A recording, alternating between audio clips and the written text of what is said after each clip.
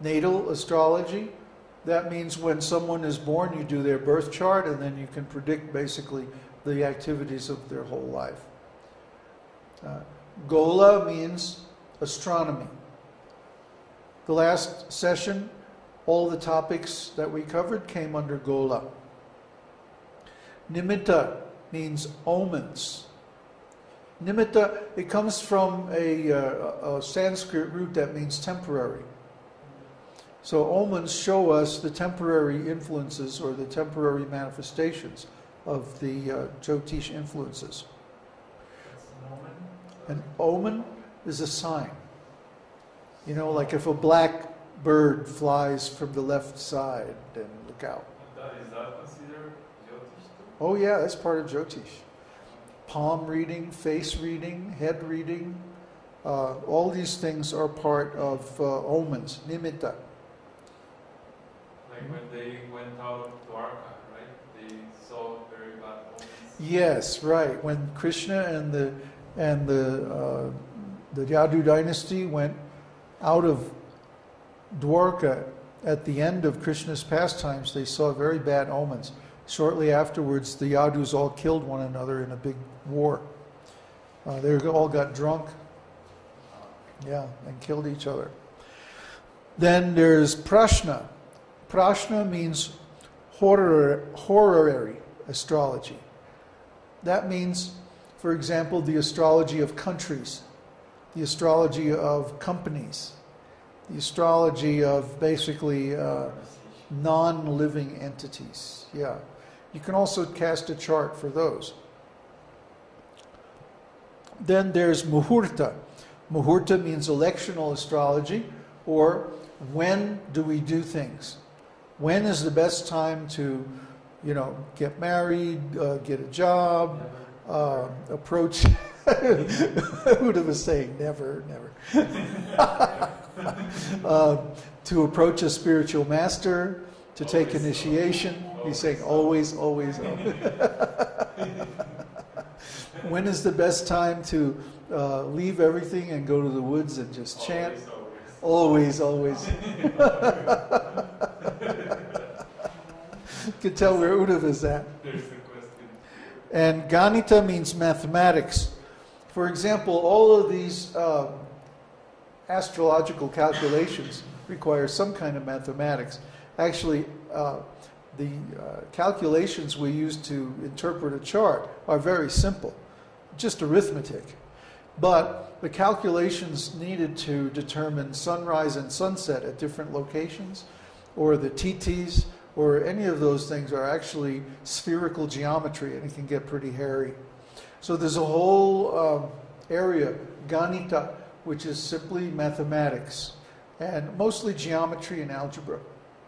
Besides these 6 angas, there's 3 skandhas. Skandhas are aggregations. Skandha, the word skandha means an aggregation or collection of different knowledge. So the Ganita is part of the Ganita, or the mathematics, and part of Gola.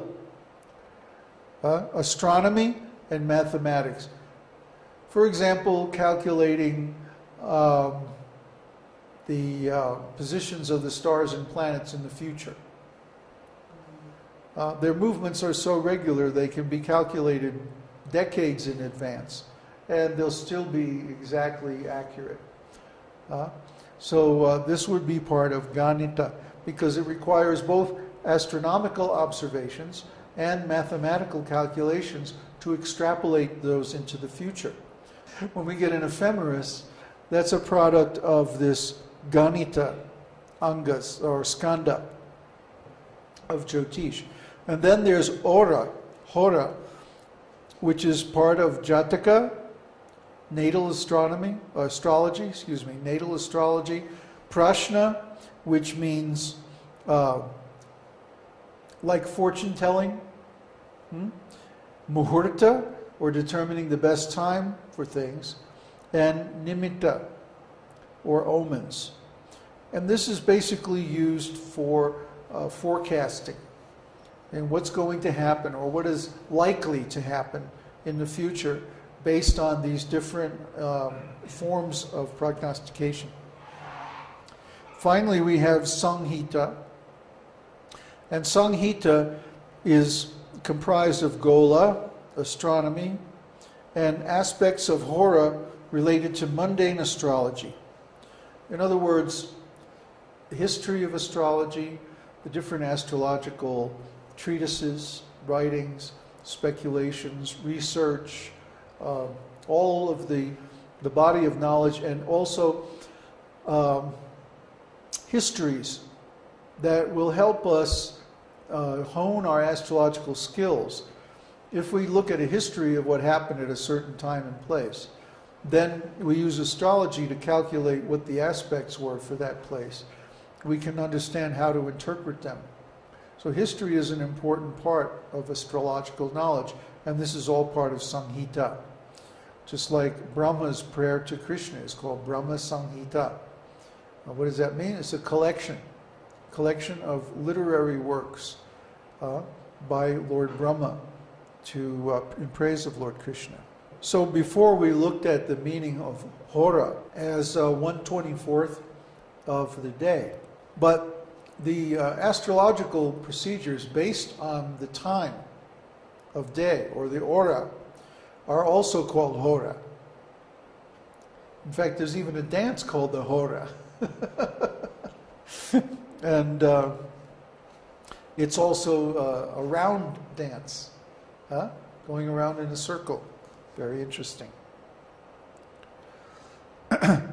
So also Samhita refers to that there is a layer of astrological interpretation in many Vedic scriptures. For example, Krishna says, I am the light of the sun and the moon.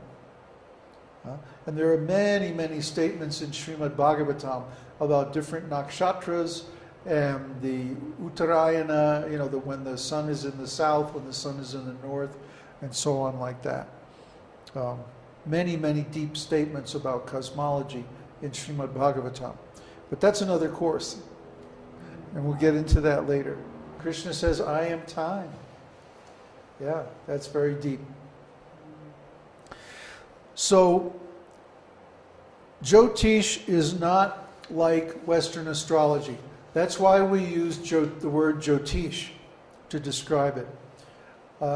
That's why we use graha instead of planets. That's why we use Rashi instead of signs.